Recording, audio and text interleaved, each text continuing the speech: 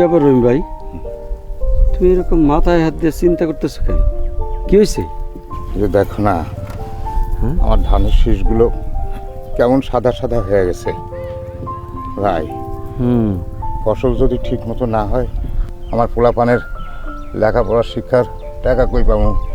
দাদনের টাকা, ডিলারের টাকা, এগুলো কোত্থেকে দিব কও? ঠিকই তো। তুমি কি পলাশ স্যারের সাথে কথা কইছিলা? পলাশ স্যার? উনি কেডা? বুঝছি, আমি ফোন দিতেছি। উন্নত জাতের হাইব্রিড ধান বীজ ব্যাবিলন 2 সরবরাহ করে Babylon agro and dairy limited. চাচা আসসালামু আলাইকুম। ওয়ালাইকুম সালাম। ভালো আছেন? জি ভালো। স্যার আপনি এখন কোথায়? চাচা আমি তো একটা কৃষক মিটিং একটু দূরে। কেন, কোনো সমস্যা? হ, সমস্যা মানে আমাকে ওই যে মিয়াবাড়ির রহিম ভাই আছে না, তার জমির ধান তো একেবারে কিরম যেন হয়ে গেছে, সাদা সাদা হয়ে যেতেছে শীষ। আপনি কি একটু আসতে পারবেন? আচ্ছা, এই একটু ধরেন।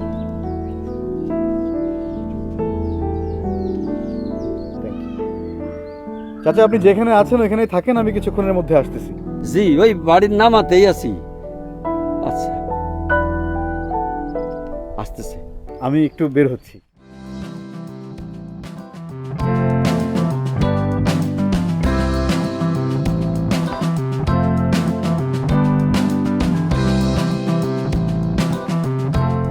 পলাশ স্যার আইসা তোমারে বুঝাই দেবো, তারপর দেখবা আর একটা কিচ্ছু থাকবো না এগুলা। তাহলে পলাশ স্যার কি এই ধানের গবেষক, মানে আরে। ধানের ডাক্তার? হ্যাঁ ডাক্তারই তো। তারা যে জ্ঞানটা দেয় ওই জ্ঞান মোতাবেক চললে পরে এই ধানের এসব কোনো অসুখ হইব না, একদম চকচকে ধান পাওয়া যায়। তুমি যদি একটু ওই পলাশ স্যারের দেওয়া তোমাকে যে বুদ্ধি দিছে সেই মোতাবেক আমারই কইলে তো আমার এই ক্ষতিটা হইতো না রে ভাই। সেজন্যই তো আসতে বললাম, আয়া তোমার বুঝাই দেবো। আজ যদি কিছু সিটান লাগে সেইটাও তোমার দেবো।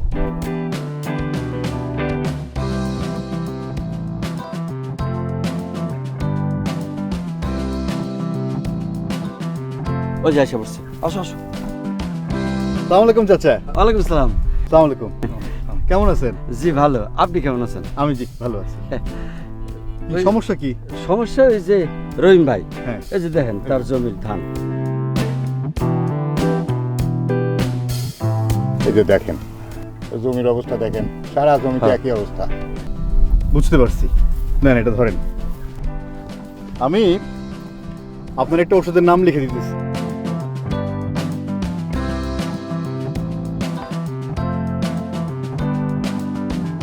আপনি ওষুধটা এনে এখনই আপনার জমিতে স্প্রে করে দিন। লড়াকু? জি, এই লড়াকু আমার জমিতে দিলে এই সমস্যার সমাধান হয়ে যাব? অবশ্যই সমস্যার সমাধান হয়ে যাবে। তাহলে আমি আজকেই নিয়ে আসি নাকি?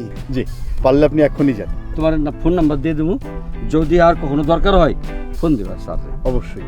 ঠিক আছে, আপনি একদম নিঃসংকোচে যখন আপনার প্রয়োজন আপনি সাথে সাথে আমার ফোন। তাইলে বলা যায় যে লড়াকু যেখানে, সমস্যার সমাধান সেখানে।